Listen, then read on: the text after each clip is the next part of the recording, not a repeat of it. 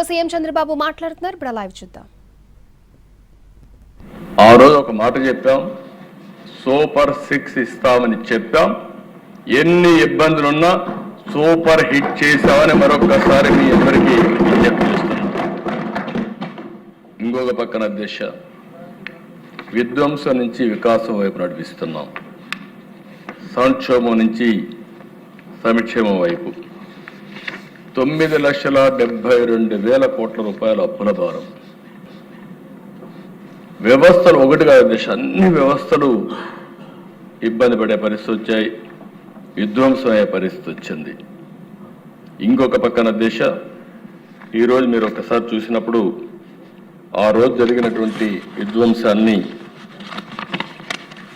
కేంద్ర సహాయంతో 92 పథకాలు ఇప్పుడే డిప్యూటీ సీఎం గారు చెప్పారు. 27,000 మొత్తం కావాల్సింది మనకు 85,000 కోట్ల రూపాయలు జేజేఎంలో కావాలి. వీళ్ళు క్లెయిమ్ చేసింది 27,000 కోట్లు. అది కూడా స్టాండ్ అలోన్ పెట్టారు. కేంద్రం పెట్టిన జేజేఎం యొక్క ఉద్దేశం ఏదైతే అష్యూర్డ్ వాటర్ నుంచి పైప్ లైన్ లేసి ఇంటింటికి కొళాయి ఇవ్వాలని సంకల్పంతో ముందుకు పోతే వీళ్ళు దాన్ని మార్చేసి ఎక్కడికక్కడ స్టాండ్ అలోన్ సిస్టమ్స్ పెట్టే పరిస్థితికి వచ్చారు. కడాన దిశ వీళ్ళు ఖర్చు పెట్టింది 5 సంవత్సరాల్లో 2,000 కోట్లు ఖర్చు పెట్టారు. మేము అధికారంలోకి వస్తానే కేంద్రం ఈ పథకం టైం కూడా అయిపోయిందంటే నేను డిప్యూటీ సీఎం గారు మేము వెళ్ళి కేంద్రాన్ని ఒప్పించి ఎక్స్టెన్షన్ తెచ్చాం. మొన్నే క్యాబినెట్లో ఒప్పుకున్నారు. మళ్ళీ 27,000 కోట్లకు ఒప్పుకున్నారు దిశ. ఈ 27,000 కోట్లు ఎట్లా ఖర్చు పెట్టాలని మేము వర్కౌట్ చేస్తున్నాం. నేను really appreciate our Pawan Kalyan garu నిన్న కూడా వచ్చారు, సుదీర్ఘంగా చర్చ చేశారు. వారు ఏంటంటే నేను ఒక మాట చెప్పాను, అష్యూర్డ్ వాటర్ ఇద్దామంటే వారు ఒకటి నా దృష్టి తీసుకొచ్చారు. అష్యూర్డ్ వాటర్ వల్ల అన్ని గ్రామాల్లో నీళ్లు ఇవ్వలేము, మనం చెప్పిన మాట కూడా నిలబెట్టుకునే పరిస్థితి ఉండదు. హైబ్రిడ్ మోడల్లో వెళ్దాం. మొట్టమొదటిసారిగా ఇంటింటికి కొళాయి ఇవ్వడానికి పూర్తి చేద్దాం. రాబోయే రోజుల్లో మళ్ళీ అక్కడి నుంచి మనకి ఎప్పుడు వెసులుబాటు వస్తే అప్పుడు అష్యూర్డ్ వాటర్కి కనెక్ట్ చేద్దామని చెప్పారు. దాని ప్రకారం ప్లాన్ తయారు చేస్తున్నారు. దానికి మనస్ఫూర్తిగా అభినందిస్తున్నానని చెప్పి కూడా నేను తెలియజేస్తున్నాను. ఇది అయిన తర్వాత దిశ 93 కేంద్ర పథకాల్లో 85 డీఫంక్ట్ అయిపోయినాయి. నేను ఢిల్లీకి వెళ్తే మాకు డబ్బులు ఇమ్మని నేను ఒక లెటర్ ఇస్తే వాళ్ళు నాకు కౌంటర్ విష్ లిస్ట్ ఒకటి ఇచ్చేవాళ్ళు. మీకు ఇచ్చిన డబ్బులు డైవర్ట్ చేశారు, ముందు ఆ డబ్బులు ఖర్చు పెట్టండి, యూసీలు ఇవ్వండి, అప్పుడు మేము డబ్బులు ఇస్తామనే పరిస్థితికి వచ్చారు. మన దగ్గర డబ్బులు లేవు.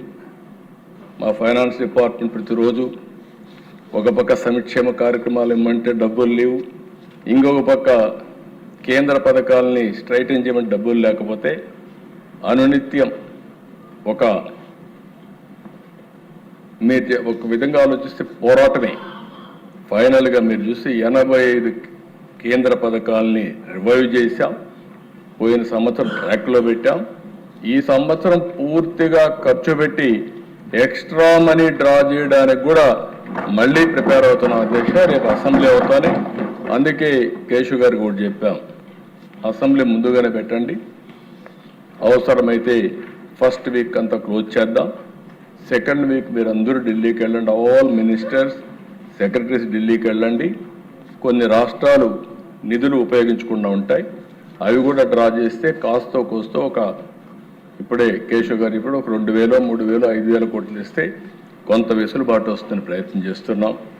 అలాంటి నిరంతరం ఈ కార్యక్రమాన్ని కొనసాగిస్తున్నాం. ఇంకొక పక్కన దిశ ఈరోజు మీరు చూస్తే ప్రభుత్వ ఆస్తులు పెట్టి తాకట్టు పెట్టి డబ్బులు బారో చేశారు, అధిక ఇంట్రెస్ట్ పెట్టారు.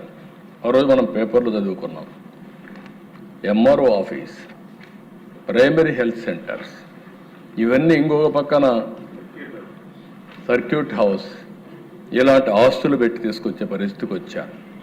రేట్ ఆఫ్ ఇంట్రెస్ట్ కూడా 12%, 13%. ఇష్టానుసారంగా ఎప్పుడైతే డబ్బులు కట్టరు అని నమ్మకం లేనప్పుడు క్రెడిబిలిటీ లేనప్పుడు ఎక్కువ ఇంట్రెస్ట్ పెట్టే పరిస్థితి వస్తుంది. అలాంటి ఇంట్రెస్ట్ కూడా పెంచి తీసుకొచ్చారు. ఈరోజు అధ్యక్ష మళ్ళీ కేంద్ర సహకారంతో కేంద్ర మంత్రి గారు కూడా పూర్తిగా సహకరిస్తున్నారు. ఫైనాన్స్ మినిస్టర్ గారు ఇప్పటికే 43,295 కోట్ల రూపాయలు రీషెడ్యూల్ చేయించాం. దీనివల్ల 327 కోట్లు సంవత్సరానికి బెనిఫిట్ వస్తుంది. ఇది కాకుండా 1,20,000 కోట్ల రూపాయలు రీషెడ్యూల్ కోసం ప్రయత్నం చేస్తున్నాం. ఇది కూడా వస్తే 1,658 కోట్ల సంవత్సరానికి ఆర్థికంగా వెసులుబాటు వస్తుంది. దీనివల్ల కనీసం ఒక స్కీమ్ ఇవ్వడానికి అవకాశం ఉందని ముందుకు పోయే పరిస్థితిలో ఉన్నాం అధ్యక్ష. అంటే ఏ విధంగా ఒక్కొక్క స్కీమ్కి ఏ విధంగా ముందుకు పోయే పరిస్థితికి వచ్చాం. పోలవరం అధ్యక్ష ఈరోజు గర్వంగా చెప్పగలుగుతున్నా. ఆ రోజు ఈరోజు పోలవరం ప్రాజెక్టు సాధ్యమైందంటే అది ఎన్డీఏతోనే సాధ్యమైంది. ఆ రోజు మనందరూ అక్కడ గుర్తుపెట్టుకోవాల్సిన అవసరం ఉంది. హౌస్లో ఏవైతే తెలంగాణలో ఉన్న 7 మండలాలు ఇవ్వకుండా పోలవరం నేషనల్ ప్రాజెక్టు చేసుంటే అది సాధ్యమయ్యేది కాదు. మొట్టమొదటిసారిగా మోడీ గారు ప్రధానమంత్రి అవుతానే పార్లమెంటు సమావేశాల కంటే ముందే 7 మండలాలు